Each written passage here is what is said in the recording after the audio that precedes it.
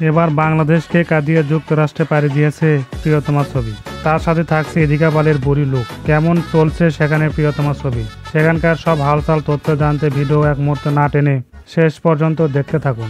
7 জুলাই যুক্তরাষ্ট্রে কানাডায় মুক্তি পেয়েছে দর্শকদের কান্নার ছবি প্রিয়তমা। বাংলাদেশের ছবি এখন বাইরে দেশে জমজমাট হয়েছে। খোঁজ নিয়ে জানা যায় জ্যামাইকা মাল্টিপ্লেক্স সিনেমা হলে কয়েকটি শো এখন পর্যন্ত হাউসফুল। যুক্তরাষ্ট্রে বাংলা ভাষার মানুষ ছবিটি দারুণভাবে গ্রহণ করেছেন। অনেক দর্শক বলছে ছবিটি না দেখলে কেউ বুঝবে না, কারণ ছবির ভিতরে কি ইমপ্রেশন দেওয়া আছে তা না দেখলে বোঝার উপায় নাই।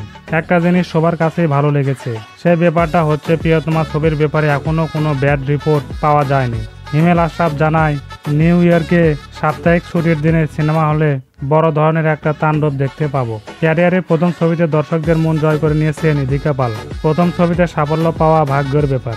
এবার সাকিবের বুড়ো লোকের সাথে নিজেকে মিল রাখতে গিয়ে সম্প্রতি একটি টিকটক ভিডিওতে ইদিকা পালকে বুড়ি লোক সাজতে দেখা গেছে। সাকিবের বৃদ্ধ লোককে কপি করার চেষ্টা করতে দেখা যায় ইদিকা পালকে।